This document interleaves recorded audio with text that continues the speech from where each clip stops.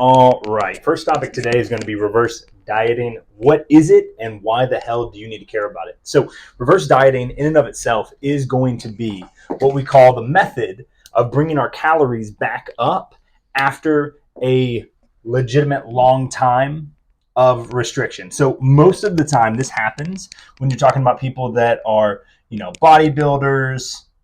You got bodybuilders, you got people doing a cut sport specific, right? You've got people that are trying to go on vacay, right? You got people that are like, shit, I've got a wedding. Okay, so most of these people in this position, right? Like right before they go on stage, they're at their leanest, they're at their driest. Outside of like rehydration, but same kind of thing, sport specific. You look at mixed martial arts, you look at anything to do with boxing or any kind of combat sports, same type of thing. People want to go on vacay, they want to be as shreddy as possible, and at weddings, big life events, engagements, pool parties, travel, they want to be as crazy shredded as they can get right before it, but don't want to do work outside of that. So most of the times we get to these places by massive caloric restriction. Okay. And so because of this, we come down into, maybe eating somewhere between 800 to 1200 calories per day in the days that lead up to doing any of these kind of things. Now, I'm not saying that is the way that we should do it. I'm not saying or co-signing that we should be in a position where we are intentionally trying to restrict that level. But let's say the deed is done. You've already done that. What have you? You've got one of these things coming up. Well, reverse dieting could really work for you, right? And can't spell. Reverse dieting can really work for you because what you're going to do is you're going to gradually increase your calories back to a place where you can maintain, or back to a place where you get your energy back, you can start hitting crazier sessions. Now, the reason why it's called reverse dieting is because maybe you're at 1200 this week, right? And then next week you're at 1300, and the next week you're at 1400. And also this is per day, by the way. So these are per day. So maybe you're increasing 100 calories every week until you get to, let's say, your BMR, or let's say your overall BMR is, I don't know, 1800. Okay. And so and these are, look, don't crucify me in the comments because these won't make sense proportionally, but let's say your total daily energy expenditure, right, is 2200. Let's just say, forget the BMR for now.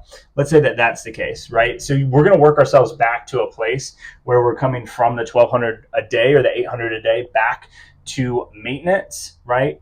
Not only maintenance to stay alive, but maintenance across gaining weight, losing weight. Now, the reason why when you jump on something like, let's take Noom, let's take, any time restricted eating, okay? And I'm talking about aggressive, like 18-hour fast. Okay, when you do these kind of things, you are starving yourself out of tons of calories. And maybe not Noom specifically, but there was a program that people used to do at our old CrossFit gym where it was like 800 calories a day for, it was a fasting mimicking diet is what they called it. But it was essentially like ultra processed foods in powder form that you put in water. You basically got 800 calories, right, for like 5 to 7 days. And people would drop, like my mom, for example, would drop like 15 or 20 pounds. But the problem is when she got out of that, she would gain most of it back. So she'd be down she'd drop 20, but then in the next like 2 weeks would gain 15. So she'd be down a net of 5, right? How can we make sure that we're not just net 5 at the end of this? What we can do is by intentionally increasing our calories in small increments to get to a place where we are back, where we have full energy. Now, something else to keep in mind on reverse dieting is that you do have trouble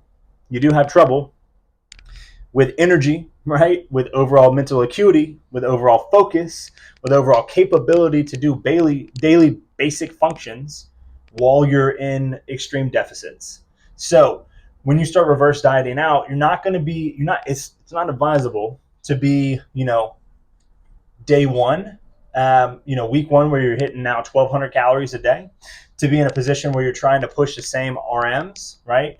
Same rep maxes across the weights that you normally do if you're eating 2,200 calories, right? It's a little bit ridiculous to think that that's going to happen safely, and I wouldn't recommend it. I would recommend that you maybe dial back the volume a little bit if you're going to go into a heavy restriction, or keep same volume, but dial back the weight. Because at the end of the day, right, your risk for injury goes super, super up when our energy is super, super low and we're trying to maintain the same volume. And also, the only reason really why people do this reverse dieting, is so that you don't gain a ton of fat back, right? First of all, you don't gain all the weight back, and then you don't move so fast, because a lot of times what happens when people are here, they jump into then eating 3,000 calories a day, and then body fat percentage, right, goes way up because you've increased calories quickly, day over day, very, very fast, right? In a short amount of days, you've eaten, in 10 days, you've eaten the same that you've eaten in the last month.